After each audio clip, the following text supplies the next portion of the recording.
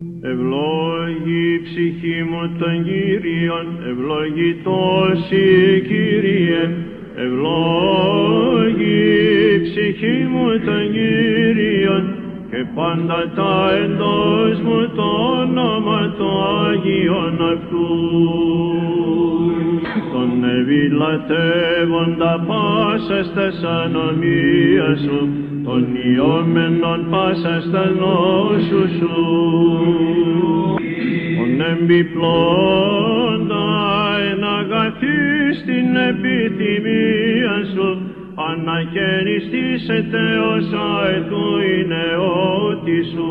Εγνώρισε τα οδούς αυτού το Μωυσή, της Ισραήλ τα θελήματα αυτού, που κατά τας ανομίας ημών επίσεν ημίν, ουδέ κατά τας αμαρτίας ημών ανταπέδοκεν ημίν. Καθώς ον απέχουσιν ανατολέα ποδισμόν, εμάκρυνεν αφημών τας ανομίας ημών.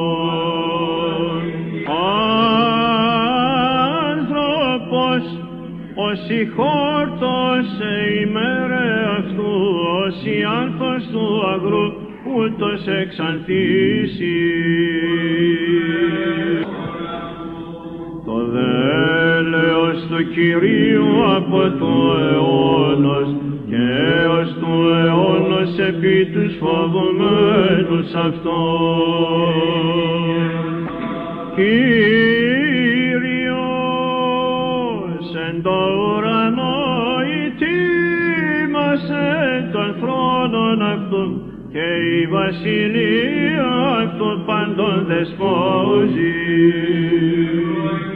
Ευλογείτε τον Κύριον, άσε δυνάμεις αυτού, λειτουργεί αυτού υπηούνται στο θέλημα αυτού. Δόξα Πατρί και Υιό και Αγίο Πνεύματι. Ευλόγη η ψυχή μου τον Κύριον, και πάντα τα εντός μου το όνομα το Άγιον αυτού. Ευλογητός η Κύριε.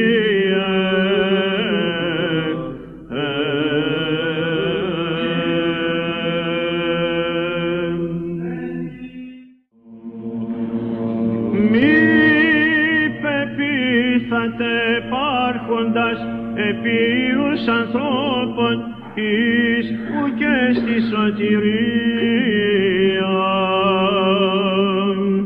Εν εκείνη τη μέρα πολλούνται πάντες οι διαλογισμοί αυτού.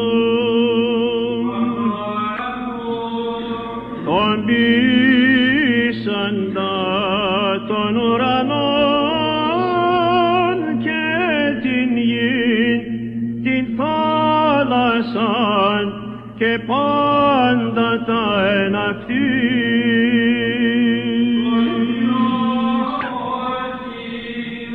Κύριος λείπε παιδημένους, Κύριος σοφή τυφλούς, Κύριος ανορθή κατεραγμένος, Κύριος αγαπά δικαίους, Κύριος φυλάσσει τους προσιλήτους.